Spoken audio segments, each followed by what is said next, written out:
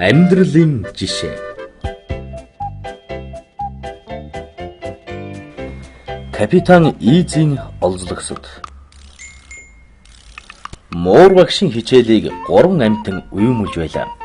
Тэр сурагчдад хандан "Хэрвээ та нар сургуулийн дүрм журмыг сахиж чадахгүй бол энд байх хэрэггүй. Сургуульд байх гэдэг бол онцгой эрх юм" гэж хэллээ.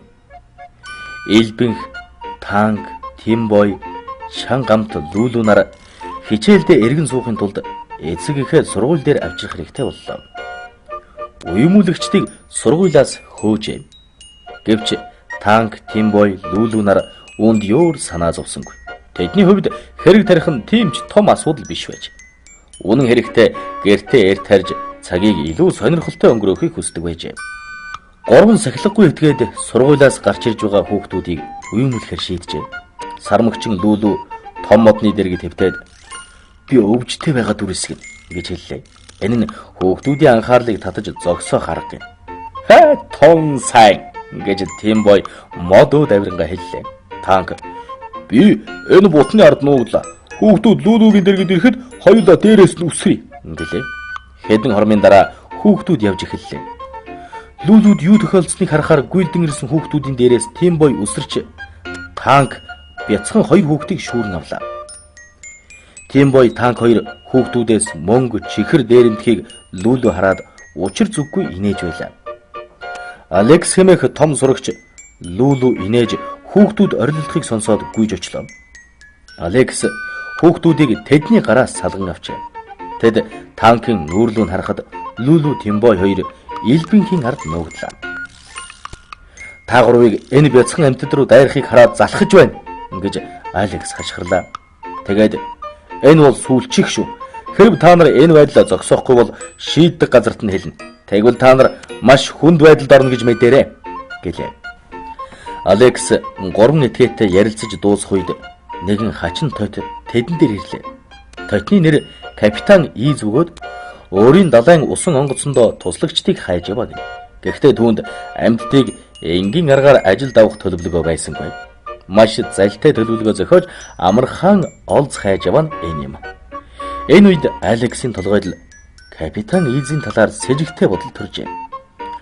Лүлү, Тимбой, Танк нар капитан маш худал зүйлийг ярьж эхлэхэд Алекс тэднийг орхин одлоо. "Та гурав ухаантай амьтад юм шиг байна. Бас муу зүйл хийж гавьяа байгуулсан залуус шүү дээ.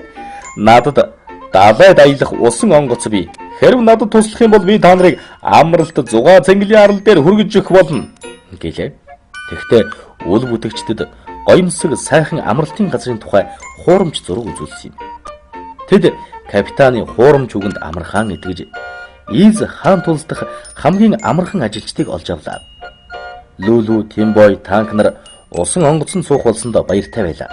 Танк "Наашрээ дээш гарцгаая. Би амралт зугаа цэнгэлийн арал руу очихыг удаан хүлээж чадахгүй" гэж орилж байлаа. "Яг энэ замаар яваарай" гэж капитан Ийз гаагална. Лүлү, Тимбой, Танк нар ахмадаар удирдуулан явж байгааг Алекс холоос харж байлаа. Капитан Ийз усан онгоцоо хөдлөмөгц тэр 3-ын гарын гинжлэн "Гинжнээс сайн бариарай" гэж хэлжээ. "Усан онгоц ганхаж эхлэхэд гинж та нарын тэнцвэрээ барихад ч туслана" гэлээ. Гэвч тун удалгүй капитан Ийз гавлагдсан 3-ыг маажин самардаж шоолон инээн. "Амралт зугаа цэнгэлийн арал гэж хаанч байхгүй. 3 маанаг минь өнөөдрөөс эхлээд та нар миний шинэ ажилчид.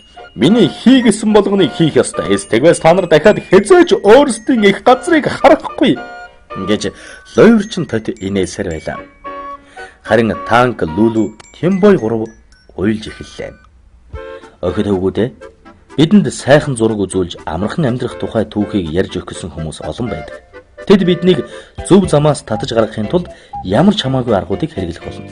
Тиймээс хэн нэгний худал хуурмагт автахгүйгээр эхнээсээ л зөв зам дээр зогссон байх хэрэгтэй юм.